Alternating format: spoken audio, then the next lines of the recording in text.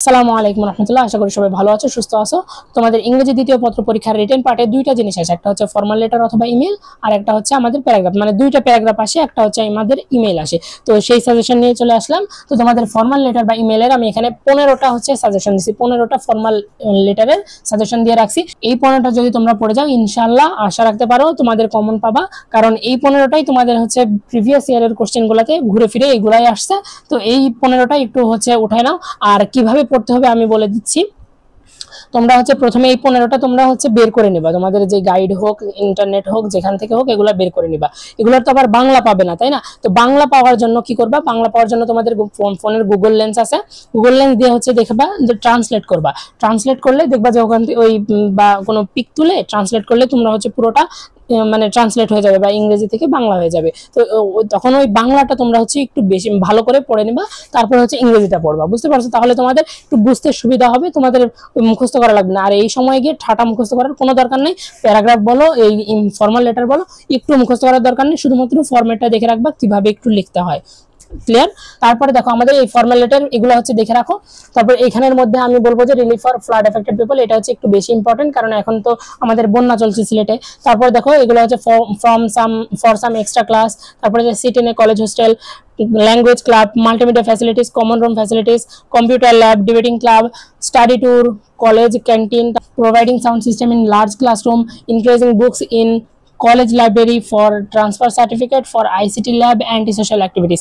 তো এগুলো হচ্ছে স্ক্রিনশট উঠায় নাও। তারপরে আমরা চলে যাচ্ছি আমাদের প্যারাগ্রাফের সাজেশন পার্টে। এবার আসে আমাদের প্যারাগ্রাফের সাজেশনে। তো প্যারাগ্রাফে আমি তোমাদের জন্য 22টা প্যারাগ্রাফ রাখছি। তো বলবা যে ভাইয়া এত বেশি কেন, অনেক অন্যরা তো হচ্ছে 10টা করে প্যারাগ্রাফ দিচ্ছে, তো আপনি 22টা কেন? তো ভাইয়া তোমাদের হচ্ছে 2টা প্যারাগ্রাফ আসবে, একটা মূল কথা, তোমাদের হচ্ছে 2টা প্যারাগ্রাফ আসবে। তো আমি যদি তোমাদের এখান থেকে 10টা পড়তে বলি, তো তোমরা কি করবা যে 10টাই পড়ে যাবা। এখানে তো তোমাদের প্যারাগ্রাফ এখন মুখস্থ করা লাগতেছে না, তাই না? লাস্ট মুহূর্তে এসে মুখস্থ করার দরকার নেই, তোমরা হচ্ছে শুধুমাত্র কি পয়েন্টগুলা বা হচ্ছে তোমাদের কিওয়ার্ডগুলো তোমরা হচ্ছে মাথায় করে নিয়ে যাচ্ছ, যে কোনগুলা হচ্ছে আমাদের লেখা লাগবে। যে কোনো একটা ধরো এখানে র্যান্ডম একটা ড্রাগ অ্যাডিকশনের মধ্যে আমাদের কোন কোন ওয়ার্ডগুলো আমাদের লাগে, এই জিনিসটা তোমরা মাথায় করে নিয়ে যাচ্ছ। তো তোমরা একটু বেশি করে পড়ে যাও, কারণ ইংরেজিতে প্যারাগ্রাফ এটা হচ্ছে তোমাদের রচনা না। রচনাতে তো বেশি কমন আসে বাংলা রচনাতে, কিন্তু ইংরেজির ক্ষেত্রে কি হয় যে তোমরা যদি কিওয়ার্ডগুলো তোমরা মনে না নিয়ে যেতে পারো, তাহলে ধরো তোমাদের চলে আসলো তোমাদের হচ্ছে কি আমাদের যে মোরাল ভ্যালুজ, এই যে ইম্পর্টেন্স অফ মোরাল ভ্যালুজ, এইটা চলে আসলো। তো তোমাদের এইটা চলে আসলে তোমরা হচ্ছে তখন কি করবা, মোরাল ভ্যালুজ এর মধ্যে কোন কোন কিওয়ার্ডগুলো তোমার লাগে এই জিনিসটাই তোমরা মানে হচ্ছে তখন খুঁজে পাবে না পরীক্ষার হলে, তোমাদের মানে মাথায় আসবেই না। তখন কি করবা, তখন তো তোমাদের ঝামেলা। তো আমি বলবো যে এই 22টা তোমাদের এইগুলার বাইরে থেকে তোমাদের আসবে না, এগুলোর মধ্যে থেকে আসার কথা ইনশাল্লাহ। এর মধ্যে থেকে 100% কমন আসবে প্রতিটা বোর্ডের ক্ষেত্রেই। তো এগুলো হচ্ছে তোমরা একটু দেখে নাও।